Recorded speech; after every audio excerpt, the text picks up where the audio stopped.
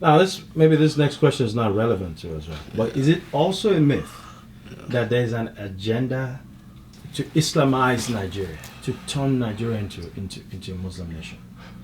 Or is that just a political thing that people stare at? You see, when we started out on this in 1998, 1999, when the Lord began to bring my attention to what was coming ahead for Nigeria, these were the kind of things that floated, because I was in Kaduna, Zamfara, Sokoto, Bauchi, and began to notice a pattern that the persecution of the church was severe.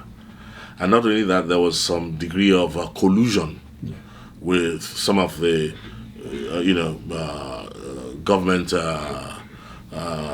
institutes to perpetrate some of this stuff. Now, it was so cleverly done that there was a method to the madness, but it wasn't obvious.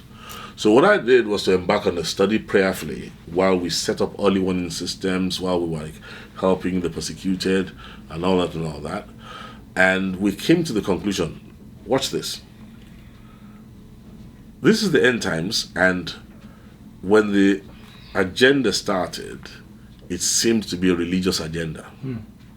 Let me say this clearly, loud, clear, and again. I've said this as a special advisor to 3-4 generations of presidents of the Christian Association of Nigeria, who have nothing less than about 100 and something million Christians under their purview. I've said this to them. What is troubling Nigeria today is not religious, it's worse. It's worse. On the surface, it looks religious. It looks like an Islamization agenda. But Nigeria is the best example to prove what it really is. It is not merely an Islamization agenda. The best way to describe it is this. There's a dragon in Revelations 12. The entire ensemble has 7 heads, 10 horns, and a destructive tail. The generic you call the Boko Haram, Fulani headsmen, or whatever it is that you call them, is the destructive tail.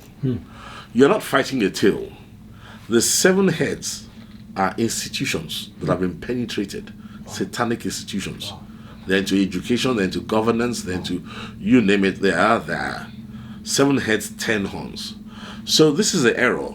When people think they're fighting religion is just one of the heads of the dragon. Now, when you think you're fighting only religion, the tail... You still have all these other heads. Oh, the entire ensemble comes after you. Let's use something practical to demarcate. The Shiites have a narrative in Nigeria that is a religious agenda. Zakzaki has been in the news in Nigeria in recent times. The average Nigerian doesn't know. He's always been vitriolic. He has never recognized the Nigerian government. He's modeled after the Iranian Revolution. He stacks ammunition, trains his people, all praying and hoping for the day of the revolution. Now, that is an Islamization agenda. What we have in Nigeria today that is troubling the nation is not the same as that. It is a global problem. It's a hydra, the dragon. It's a shapeshifter.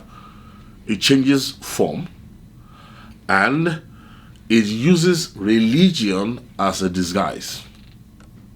It is primarily supremacist.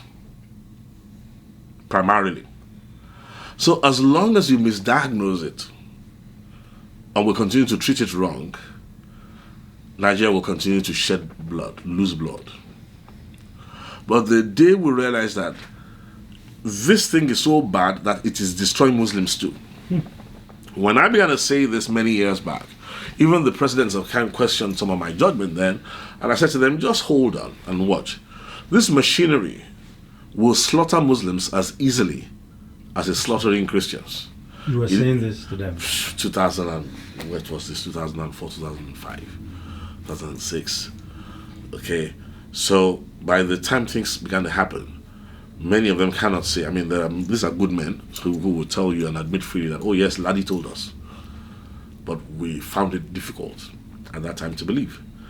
Right now in Nigeria, this machinery is killing more Muslims than Christians right now. As I knew it would. So what you're dealing with right now is the Hydra. It's a Hydra, and any religion that stands in its way, it will take it out.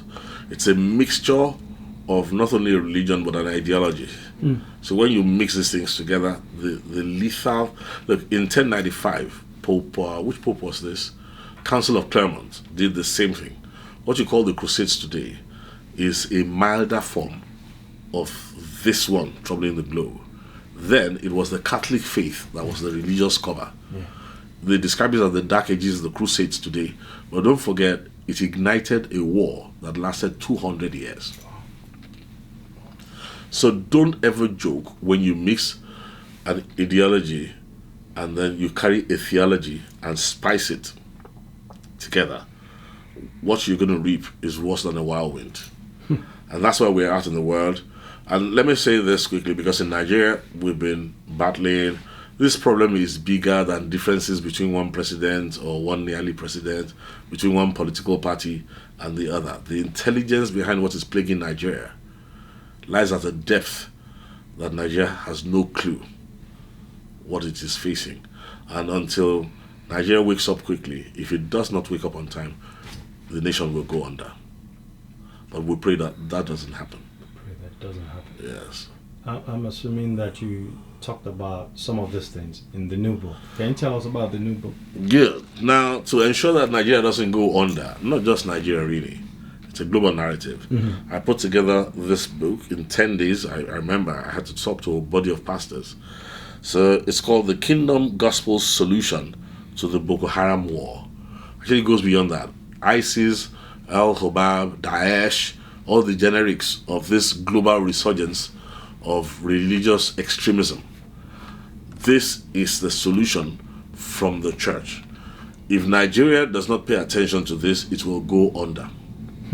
Many countries of the world, in America right now, let me say this about America. The American church has often been in the sleep of a slumber in which it deludes itself a lot. Prior to 9/11, I was here. I had a meeting in Georgia with some evangelical leaders. When we had the meeting, and I said to them, America has a big problem, just like we have that same problem. And I had the mandate of the leader of the Nigerian church to begin to talk to them so that we could work across the globe to raise a standard against this scourge. Frankly speaking, this was in Georgia. They laughed. I laughed their heads off. So I just shrugged, completed my meeting, and I went off to LA. And I think September 11, the morning of September 11, I was back in Georgia. And I saw the first plane fly into the building. I saw the second one in real time. And I said, yes, that's what I was talking about last week. My phone began to blow up. And they say, America sometimes can be very naive. America too, at a time, began to fight a religious Islamization agenda. Correct. This is worse. You're facing a Hydra. There may never be another 9/11, but the Hydra has gone to work in governance, in education, in your recreation, in other fields of your life in America. Yeah. This machinery is at work today, and they are making so much progress, it will astonish you.